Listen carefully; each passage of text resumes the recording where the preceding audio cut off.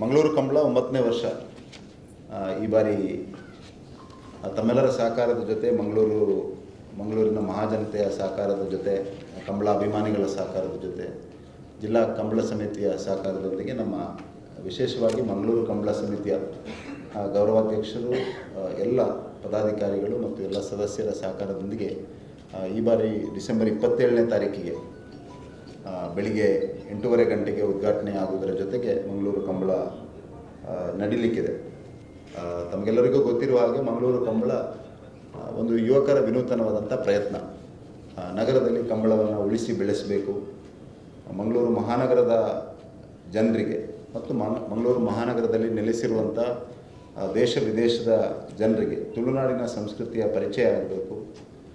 ನಮ್ಮ ಮುಂದಿನ ಪೀಳಿಗೆಯ ಮಕ್ಕಳಿಗೆ ತುಳುವ ಸಂಸ್ಕೃತಿಯನ್ನು ಅತ್ಯಂತ ಹತ್ತಿರದಿಂದ ನೋಡುವಂಥ ಒಂದು ಅವಕಾಶವನ್ನು ಒದಗಿಸಿಕೊಡಬೇಕು ಮತ್ತು ತುಳುವ ಸಂಸ್ಕೃತಿ ಸೂರ್ಯಚಂದ್ರ ಇರುವವರೆಗೆ ಸದಾಕಾಲ ಇರಬೇಕು ಅನ್ನುವಂಥ ಉದ್ದೇಶವನ್ನು ಇಟ್ಕೊಂಡು ಪ್ರಾರಂಭ ಮಾಡಿದಂಥ ಒಂದು ಸಣ್ಣ ಪ್ರಯತ್ನ ಇವತ್ತು ಎಲ್ಲ ಜನರ ಸಹಕಾರದೊಂದಿಗೆ, ಮಾಧ್ಯಮದವರ ಸಹಕಾರದೊಂದಿಗೆ, ಕಂಬಳ ಅಭಿಮಾನಿಗಳ ಸಹಕಾರದೊಂದಿಗೆ ಅತ್ಯಂತ ಯಶಸ್ವಿಯಾಗಿ ಗೋಲ್ಡ್ಫಿನ್ ಸಿಟಿಯಲ್ಲಿ ನಡೆದುಕೊಂಡು ಬಂದಿರುವಂಥದ್ದು ತಮ್ಮೆಲ್ಲರ ಗಮನಕ್ಕೆ ಇದೆ. ಈ ಬಾರಿಯ ಕಂಬಳ ನಾವು ಪ್ರತಿ ವರ್ಷ ಕಂಬಳವನ್ನು ಹೇಗೆ ಎಲ್ಲರನ್ನ ಜೋಡಿಸಿಕೊಂಡು ಮಾಡಬೇಕು ಅನ್ನುವಂಥ ಉದ್ದೇಶವನ್ನು ಇಟ್ಕೊಂಡಿದ್ದೀವಿ. It has to be inclusive. ಯಾಕೆ ಇನ್ಕ್ಲೂಸಿವ್ ಅಂದರೆ, ನಮ್ಮ ಉದ್ದೇಶ ಇರುವಂಥದ್ದು ಮುಂದಿನ ಪೀಳಿಗೆಗೆ ಕಂಬಳದ ಪರಿಚಯ ಆಗಬೇಕು. ನಗರ ಪ್ರದೇಶದಲ್ಲಿ ನೆಲೆಸಿರುವಂಥ ಜಿಲ್ಲೆಯ ಎಲ್ಲರೂ ತುಳುನಾಡಿನ ಕೇಂದ್ರ ಸ್ಥಾನವಾಗಿರುವ ಮಂಗಳೂರಿನಲ್ಲಿ ನೆಲೆಸಿದ್ದಾರೆ. ರಾಜ್ಯದ, ದೇಶದ ಬೇರೆ ಬೇರೆ ಉದ್ಯೋಗಕ್ಕೋಸ್ಕರ ಇಲ್ಲಿ ಬಂದಿರೋರು ನೆಲೆಸಿದ್ದಾರೆ. ಅವರಿಗೆಲ್ಲರಿಗೂ ನಮ್ಮ ತುಳುನಾಡಿನ ಮಣ್ಣಿನ ಒಂದು ಕ್ರೀಡೆ ಆಗಿರುವಂಥ, ತುಳುನಾಡಿನ ಸಾಂಸ್ಕೃತಿಕ ಅಸ್ಮಿತೆ ಆಗಿರುವಂಥ ಕಂಬಳದ ಪರಿಚಯ ಆಗಬೇಕು ಅನ್ನೋಂಥ ದೃಷ್ಟಿಯಿಂದ, ಹಾಗಾಗಿ ಆಲ್ ಇನ್ಕ್ಲೂಸಿವ್ ಆಗಿ ಮಾಡಬೇಕು ಅನ್ನೋಂಥ ದೃಷ್ಟಿಯಿಂದ ನಾವು ಪ್ರತಿ ವರ್ಷವೂ ಕೂಡ ಏನಾದರೂ ಹೊಸತನ್ನು ಮಾಡಬೇಕು, ಕಂಬಳದ ಜೊತೆಗೆ ತುಳುನಾಡಿನ ಸಂಸ್ಕೃತಿಯ ಪರಿಚಯ ಆಗುವ ದೃಷ್ಟಿಯಿಂದ ಮಾಡಬೇಕು ಅನ್ನೋಂಥ ಉದ್ದೇಶವನ್ನು ಇಟ್ಕೊಂಡು ಕಳೆದ ಹಲವಾರು ವರ್ಷದಿಂದ ಬೇರೆ ಬೇರೆ ಕಾರ್ಯಕ್ರಮಗಳನ್ನ ಮಾಡ್ಕೊಂಡು ಬಂದಿದ್ದೇವೆ. ಈ ಬಾರಿ 9ನೇ ವರ್ಷ ಕಂಬಳ ಆಗಿರೋದ್ರಿಂದ 9 ಚಟುವಟಿಕೆಗಳನ್ನು ಮಾಡಬೇಕು ಅನ್ನುವಂಥದ್ದು ನಮ್ಮ ಉದ್ದೇಶ. ನವವರ್ಷ ನವವಿಧದ ಕಾರ್ಯಕ್ರಮಗಳನ್ನು ಇಟ್ಟುಕೊಂಡು ಈ ಕಂಬಳವನ್ನು ಮಾಡಬೇಕು ಅನ್ನುವಂಥದ್ದು ನಮ್ಮ ಉದ್ದೇಶ ಇರುವಂಥದ್ದು. ನಾವು ಮೊದಲನೇದಾಗಿ ಈ ವರ್ಷ ರಾಣಿ ಅಬ್ಬಕ್ಕ ಅವರ 500ನೇ ಜನ್ಮ ವರ್ಷಾಚರಣೆಯ ಕಾರ್ಯಕ್ರಮ ಇರೋದರಿಂದ ಒಂದು ರಾಣಿ ಅಬ್ಬಕ್ಕರ ಚಾರಿತ್ರಿಕ ಚಿತ್ರಕಲಾ ಪ್ರದರ್ಶನವನ್ನು ಕಂಬಳದ ಪರಿಸರದಲ್ಲಿ ಮಾಡುವಂಥವರು ಇದ್ದೇವೆ. ವಿಶೇಷವಾಗಿ ತುಳುನಾಡಿನ ಈ ದಿಟ್ಟ ಮಹಿಳೆ ಪರಕೀಯರ ವಿರುದ್ಧ ಹೋರಾಟವನ್ನು ಮಾಡಿದಂಥ ಒಂದು ಹೆಮ್ಮೆಯ ರಾಣಿ ಅವರ ಚಾರಿತ್ರಿಕ ಚಿತ್ರಕಲಾ ಪ್ರದರ್ಶನವನ್ನು ರಾಣಿ ಅಬ್ಬಕ್ಕ ತುಳು ಅಧ್ಯಯನ ಕೇಂದ್ರ ಪ್ರೊಫೆಸರ್ ತುಕಾರಾಮ್ ಪೂಜಾರಿ ಅವರ ನೇತೃತ್ವದಲ್ಲಿ ಪ್ರಾರಂಭ ಆಗಿರುವಂಥ ರಾಣಿ ಅಬ್ಬಕ್ಕ ತುಳು ಅಧ್ಯಯನ ಕೇಂದ್ರದ ಸಹಕಾರದೊಂದಿಗೆ ಮಂಗಳೂರು ಕಂಬಳ ಸಮಿತಿಯ ಒಟ್ಟು ಆ ಪರಿಸರದಲ್ಲಿ ಒಂದು ಚಾರಿತ್ರಿಕ ಚಿತ್ರಕಲಾ ಪ್ರದರ್ಶನವನ್ನು ಮಾಡಲಿಕ್ಕಿದ್ದೇವೆ. ಇದರ ಪ್ರಯೋಜನವನ್ನು ವಿಶೇಷವಾಗಿ ವಿದ್ಯಾರ್ಥಿಗಳು ಪಡಿಬೇಕು ಅನ್ನುವಂಥ ವಿನಂತಿಯನ್ನು ಕೂಡ ಈ ಸಂದರ್ಭದಲ್ಲಿ ಮಾಡ್ತಾ ಇದ್ದೇವೆ. ಇಡೀ ದೇಶದ ಜನರನ್ನು ಬ್ರಿಟಿಷರ ವಿರುದ್ಧ ಹೋರಾಟಕ್ಕೆ ಪ್ರೇರಣೆ ಕೊಟ್ಟಂಥ, ನಮ್ಮ ಇಡೀ ರಾಷ್ಟ್ರ ಭಾವದ ಜಾಗೃತಿಯನ್ನು ಮಾಡಿರುವಂಥ ವಂದೇ ಮಾತರಂನ 150ನೇ ವರ್ಷ ಈ ವರ್ಷ ಆಚರಣೆ ಮಾಡ್ತಾ ಇದ್ದೇವೆ. ವಂದೇ ಮಾತರಂನ 150ನೇ ವರ್ಷಾಚರಣೆಯ ನಿಮಿತ್ತವಾಗಿ ಕಂಬಳದ ಅಲ್ಲಿಯೂ ಕೂಡ ಈ 150ನೇ ವರ್ಷಾಚರಣೆಯನ್ನು ನಾವೆಲ್ಲ ಮಾಡಬೇಕು ಅನ್ನುವಂಥ ದೃಷ್ಟಿಯಿಂದ ಒಂದು ಎಲ್ರಿಗೂ ವಂದೇ ಮಾತರವನ್ನು ಹಾಡಿ ಅದನ್ನು ಅಪ್ಲೋಡ್ ಮಾಡುವಂಥ ಒಂದು ವ್ಯವಸ್ಥೆಯನ್ನು ಅಲ್ಲಿ ಮಾಡ್ತಾ ಇದ್ದೇವೆ. ಅದರ ಜೊತೆಗೆ 150 ವಿದ್ಯಾರ್ಥಿನಿಯರಿಂದ ವಂದೇ ಮಾತರಂನ ಸಾಮೂಹಿಕ ಗೀತೆಯೊಂದಿಗೆ ಈ ಬಾರಿ ಕಂಬಳ ಕೂಟ ಪ್ರಾರಂಭ ಆಗಲಿಕ್ಕಿದೆ. 150 ವಿದ್ಯಾರ್ಥಿನಿಯರು ಒಟ್ಟು ಸೇರಿಕೊಂಡು ಸಂಗೀತದ ಜೊತೆಗೆ ವಂದೇ ಮಾತರಂನ ಗಾಯನವನ್ನು ಮಾಡಿಕೊಂಡು ಕಂಬಳ ಪ್ರಾರಂಭ ಆಗಲಿಕ್ಕಿದೆ ಅನ್ನೋದನ್ನು ಕೂಡ ಈ ಸಂದರ್ಭದಲ್ಲಿ ಹೇಳಲಿಕ್ಕೆ ಬಯಸ್ತಾ ಇದ್ದೇನೆ. ನಮ್ಮ ಪ್ರಧಾನಮಂತ್ರಿಗಳು ಒಂದು ಅತ್ಯಂತ ಪರಿಸರ ಸ್ನೇಹಿಯಾಗಿ ಇರಬೇಕು, ಗಿಡಗಳನ್ನು ಬೆಳೆಸಬೇಕು ಅನ್ನೋಂಥ ದೃಷ್ಟಿಯಿಂದ ಏಕ್ ಪೇಡ್ ಮಾಕಿ ನಾಮ್ ಅನ್ನುವಂಥ ಒಂದು ಕಾರ್ಯಕ್ರಮವನ್ನು ದೇಶದಾದ್ಯಂತ ಮಾಡ್ತಾ ಇದ್ದಾರೆ. ಆ ಕಾರ್ಯಕ್ರಮವನ್ನು ಕೂಡ ನಾವು ನಮ್ಮ ಕಂಬಳದ ಜೊತೆಗೆ ಮಾಡಬೇಕು ಅನ್ನೋಂಥ ಉದ್ದೇಶ ಇದೆ. ಹಾಗಾಗಿ ನಾವು ಗಿಡಗಳನ್ನು ಅಲ್ಲಿ ವಿತರಿಸಿ ಪ್ರತಿಯೊಬ್ಬರೂ ಕೂಡ ತಮ್ಮ ತಾಯಿಯ ಹೆಸರಿನಲ್ಲಿ ಒಂದು ಗಿಡವನ್ನು ನೆಟ್ಟು ಅದನ್ನು ಪೋಷಿಸಿ ಬೆಳೆಸುವಂಥ ಕೆಲಸವನ್ನು ಮಾಡಬೇಕು. ಪರಿಸರ ಸ್ನೇಹಿಯಾದಂಥ ಈ ಕಾರ್ಯಕ್ರಮವನ್ನು ಪ್ರಧಾನಮಂತ್ರಿಯವರ ಸಂಕಲ್ಪದಲ್ಲಿಯೂ ಕೂಡ ಒಂದಾಗಿರುವಂಥ ಈ ಕಾರ್ಯಕ್ರಮವನ್ನು ನಾವು ನಮ್ಮ ಕಂಬಳದ ಕಾರ್ಯಕ್ರಮದ ಜೊತೆ ಜೋಡಿಸಿಕೊಳ್ಳಲಿಕ್ಕಿದ್ದೇವೆ. ವಿಶೇಷವಾಗಿ ನಾವು ಈ ಬಾರಿ ಮಂಗಳೂರು ಕಂಬಳ ಪ್ರಶಸ್ತಿ ಅನ್ನುವಂಥ ಒಂದು ದೃಷ್ಟಿಯಿಂದ ನಾನು ಸಂಸದನಾದ ನಂತರ ಬ್ಯಾಕ್ ಟು ಊರು ಅನ್ನುವಂಥ ಒಂದು ಪರಿಕಲ್ಪನೆಯನ್ನು ಪ್ರಾರಂಭ ಮಾಡಿದ್ದೆ. ಹಾಗಾಗಿ 9ನೇ ವರ್ಷದ ಕಂಬಳದಲ್ಲಿ 9 ಜನ ಬ್ಯಾಕ್ ಟು ಊರಿನ ಆಧಾರದಲ್ಲಿ ಬಂದು ನಮ್ಮೂರಿನಲ್ಲಿ ಉದ್ಯಮವನ್ನು ಇವತ್ತು ಸ್ಥಾಪಿಸಿರುವಂಥ, ವಾಪಸ್ ಮಂಗಳೂರಿಗೆ ಬಂದು ದಕ್ಷಿಣ ಕನ್ನಡಕ್ಕೆ ಬಂದು ಉದ್ಯಮ ಕ್ಷೇತ್ರದಲ್ಲಿ ಯಶಸ್ಸನ್ನು ಪಡೆದಿರುವಂಥ 9 ಜನರಿಗೆ ನಾವು ಮಂಗಳೂರು ಕಂಬಳದಲ್ಲಿ ಅವರನ್ನು ಗೌರವಿಸುವಂಥ, ಸನ್ಮಾನಿಸುವಂಥ ಒಂದು ಕಾರ್ಯಕ್ರಮವನ್ನು ಕೂಡ ಈ ಬಾರಿ ಮಾಡಲಿಕ್ಕಿದ್ದೇವೆ. ನಾನು ಚುನಾವಣೆ ಮುಗಿದ ಕೂಡಲೇ ಒಂದು ಓಲ್ಡ್ ಏಜ್ ಹೋಮ್ಗೆ ಹೋಗಿದ್ದೆ.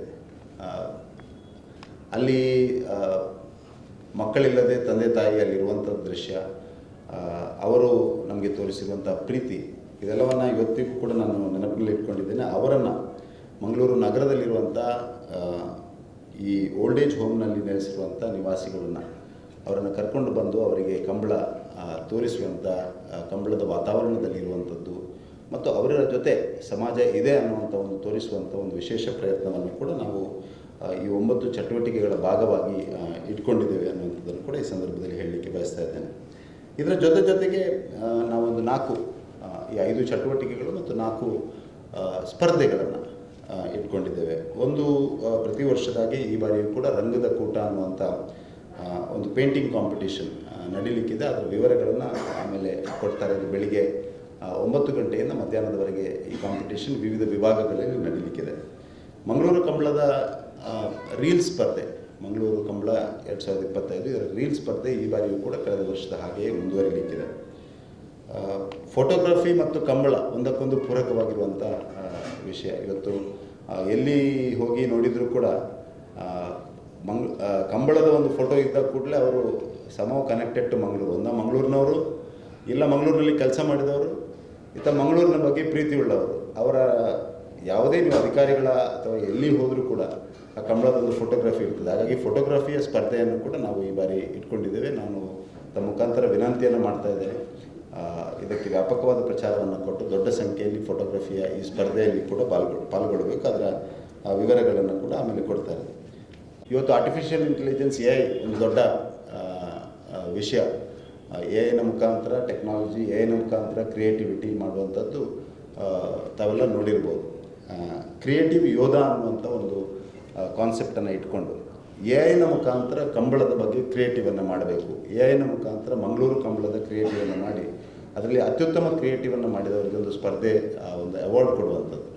AI ಕ್ರಿಯೇಟಿವ್ ಯೋಧ ಅನ್ನುವಂಥ ಒಂದು ಈವೆಂಟನ್ನು ಕೂಡ ಈ ಬಾರಿ ನಾವು ಇಟ್ಕೊಂಡಿದ್ದೇವೆ. ಹಾಗಾಗಿ ಒಟ್ಟು ನವವರ್ಷ, ನವವಿಧದ ಕಾರ್ಯಕ್ರಮಗಳ ಜೊತೆಗೆ 9ನೇ ವರ್ಷದ ಮಂಗಳೂರು ಕಂಬಳದಲ್ಲಿ ಈ 9 ಚಟುವಟಿಕೆಗಳನ್ನು, 9 ಆ್ಯಕ್ಟಿವಿಟೀಸ್ಗಳನ್ನು ಆಲ್ ಇನ್ಕ್ಲೂಸಿವ್ ಮಾಡುವಂಥ ದೃಷ್ಟಿಯಿಂದ ಮಕ್ಕಳು, ಹಿರಿಯರು, ದೊಡ್ಡವರು ಎಲ್ಲರೂ ಸೇರಿಕೊಂಡು ಮಂಗಳೂರು ಕಂಬಳದಲ್ಲಿ ಪಾಲ್ಗೊಳ್ಳಬೇಕು. ಮಂಗಳೂರು ಕಂಬಳ ತುಳುನಾಡಿನ ಸಂಸ್ಕೃತಿಯ ಒಂದು ಹಬ್ಬ ಆಗಬೇಕು ಅನ್ನುವಂಥ ದೃಷ್ಟಿಯನ್ನು ಇಟ್ಕೊಂಡು ಈ ಎಲ್ಲ ಕಾರ್ಯಕ್ರಮಗಳನ್ನು ನಾವು ಇಟ್ಕೊಂಡಿದ್ದೇವೆ. ಅದರ ಜೊತೆಗೆ ಇವತ್ತು ನಮ್ಮ ನಗರ ದೇಶದ ಸೇಫೆಸ್ಟ್ ಸಿಟಿಯೂ ಹೌದು, ಹೆಲ್ದಿಯೆಸ್ಟ್ ಸಿಟಿಯೂ ಹೌದು, ಜೊತೆಗೆ ಒಂದು ಕ್ಲೀನೆಸ್ಟ್ ಸಿಟಿಯೂ ಹೌದು. ಹಾಗಾಗಿ ಇಂಥ ಕ್ಲೀನೆಸ್ಟ್ ಸಿಟಿಯಲ್ಲಿ ನಡೆಯುವಂಥ ಕಂಬಳ ಒಂದು ಸ್ವಚ್ಛ ಕಂಬಳ ಆಗಬೇಕು ಅನ್ನುವಂಥ ದೃಷ್ಟಿಯಿಂದ ನಾವೊಂದು ವಿಶೇಷ ಪ್ರಯತ್ನವನ್ನು ಮಾಡ್ತಾ ಇದ್ದೇವೆ. ಪ್ಲಾಸ್ಟಿಕ್ಕನ್ನು ಕಡಿಮೆ ಬಳಸುವಂಥದ್ದು ಈ ದೃಷ್ಟಿಯಿಂದ ಯೋಚನೆ ಮಾಡಿಕೊಂಡು ಒಂದು ಸ್ವಚ್ಛ ಕಂಬಳವಾಗಿ ಮಾಡುವಂಥ ಒಂದು ವಿಶೇಷ ಪ್ರಯತ್ನವನ್ನು ನಾವು ಈ ಬಾರಿ ಮಾಡ್ತಾ ಇದ್ದೇವೆ ಅನ್ನುವಂಥದ್ದನ್ನು ಕೂಡ ಈ ಸಂದರ್ಭದಲ್ಲಿ ಹೇಳಲಿಕ್ಕೆ ಬಯಸ್ತಾ ಇದ್ದೇನೆ. ಇಷ್ಟು ಚಟುವಟಿಕೆಗಳನ್ನು ಇಟ್ಕೊಂಡು ಈ ಬಾರಿಯ ಕಂಬಳ ನಡೀಲಿಕ್ಕಿದೆ.